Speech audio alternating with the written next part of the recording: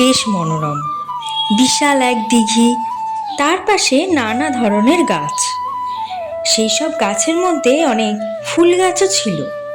তাদের রকমারি বাহারে আর গন্ধে জায়গাটা যেন আলো হয়ে থাকতো। গাছের মধ্যে অনেক ভালো ভালো নামি দামি গাছও ছিল। দিঘির পাশের ওই সবুজ গাছগুলোতে থাকতো অজস্র পাখি। কাক, চিল থেকে শুরু করে দোয়েল, টিয়া, সব রকম পাখিরই দেখা মিলত সেখানে। তাদের ডাকেও জায়গাটা বেশ মুখর হয়ে থাকতো। শহর থেকে বেশি দূর নয় বলে অনেকেই বেড়াতে আসতো এই মনোরম জায়গাটাতে, বিশেষত গ্রীষ্মকালে। বিকেলবেলায় দিঘির পাড়ে গাছে হেলান দিয়ে বসে গল্প গুজবে বেশ মেতে উঠত তারা। তারপর সন্ধে হলেই যে যার বাড়ি ফিরে যেত। ওই দিঘির পাশের একটি অশ্বত্থ গাছে থাকতো এক দাঁড় কাক। পাশের লোকালয় থেকে বেশ ভালো রকম খাবার দাবার জুটত তার। কাজেই দিনগুলো তার বেশ আরামেই কেটে যাচ্ছিল।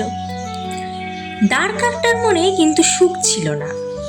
দিঘিতে সাদা রাজহাঁসগুলোকে অপূর্ব ভঙ্গিতে ভেসে বেড়াতে দেখলেই তার মনটা কিরকম খারাপ হয়ে যেত।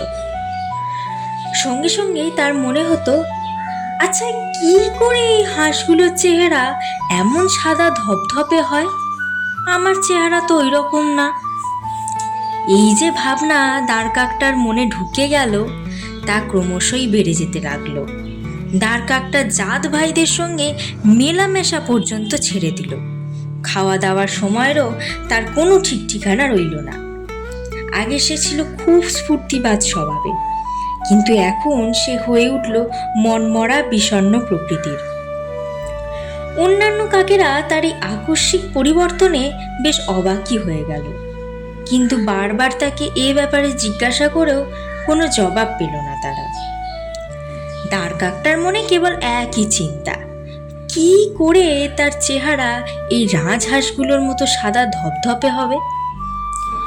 মনে অনেক ভাবনা চিন্তা করে তার মনে হলো, নিশ্চয়ই এটা ওই জলের গুণ। ওই জলে নিশ্চয়ই এমন কিছু আছে যা কালো পালক সাদা করে দেয়। আমিও তাহলে এখন থেকে ওই জলেই থাকবো। এই ভেবে সে ওই গাছে তার চমৎকার বাসাটি ছেড়ে দিয়ে জলে বাস করতে লাগলো। নদীতে, দিঘিতে বারবার স্নান করেও তার কালো পালকগুলো অনবরত ধুতেই থাকলো। কিন্তু বলা বাহুল্য, তাতে কিন্তু কোনো ফল হলো না। তার পালক যেমন কালো তেমনই কালো রইল। উল্টে সে নিজের বাসা ছেড়ে সারাক্ষণ জলে থেকে ঠান্ডা লেগে কাকটা মারাই গেল।